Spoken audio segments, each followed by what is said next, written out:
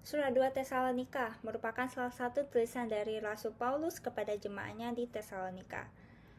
Tesalonika ini merupakan sebuah kota di Yunani. Surat 2 Tesalonika ini juga merupakan salah satu dari sekian banyaknya tulisan penting yang kemudian menjadi sebuah bagian dari warisan penting pemikiran dan ajaran Paulus kepada umat Kristen. Nah, Paulus ini dikenal sebagai seorang rasul yang sangat-sangat aktif dalam menyebarkan ajaran-ajaran agama Kristennya. Dia mengunjungi banyak sekali tempat, mendirikan gereja, bahkan menulis surat-surat kepada jemaat dengan memberi dorongan, ajaran, dan nasihat.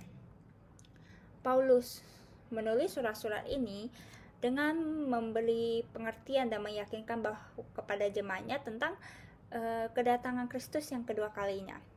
Paulus ingin menjelaskan kepada mereka apa yang akan terjadi sebelum kedatangan itu. Nah, supaya mereka tidak bingung dan tidak terpengaruh oleh informasi-informasi palsu yang akan tersebar.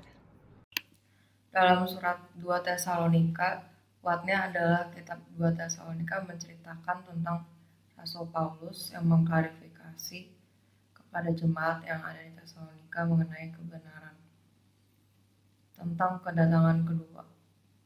Dalam bukunya adalah Rasul Paulus dan where-nya di Tesalonika.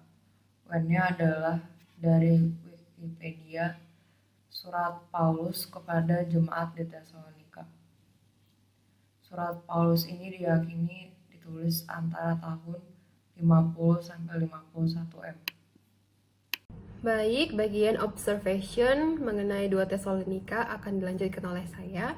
Rasul Paulus menuliskan surat kedua ini kepada jemaat di Tesalonika dengan keadaan jemaat pada saat itu dalam kondisi kebingungan mengenai pemberitaan yang mengatakan bahwa kedatangan kedua Tuhan Yesus sudah terjadi. Rasul Paulus bermaksud untuk mengklarifikasi kebenaran akan pemberitaan tersebut karena jemaat di Tesalonika sudah salah dalam memahami pemberitaan tersebut. Melalui surat ini, Rasul Paulus berharap agar jemaat di Tesalonika dapat beraktivitas seperti biasa sebagai orang dan melalui surat yang kedua ini, Rasul Paulus juga menyampaikan rasa sukacitanya kepada jemaat karena dinilai iman mereka bertambah. Dan Rasul Paulus juga menguatkan orang-orang suci yang ada di jemaat itu untuk tetap setia berpegang teguh pada hal-hal baik. Rasul Paulus juga mengingatkan mereka untuk menjauhkan diri dari orang-orang yang tidak mau lagi bekerja dan tidak mengikuti ajaran Rasul Paulus terdahulu dengan rekan sekerjanya, yaitu Silvanus dan Timotius. Rasul Paulus menasehatkan agar orang-orang yang ada di Tesalonika dalam penantiannya akan kedatangan Tuhan Yesus yang kedua kali untuk tetap giat bekerja, bukan bermalas-malasan. Rasul Paulus menegaskan bahwa orang yang tidak mau bekerja janganlah. Apa yang dapat kita lihat dari kitab 2 Tesalonika ini adalah pemahaman dari Paulus mengenai kedatangan Kristus untuk kedua kalinya.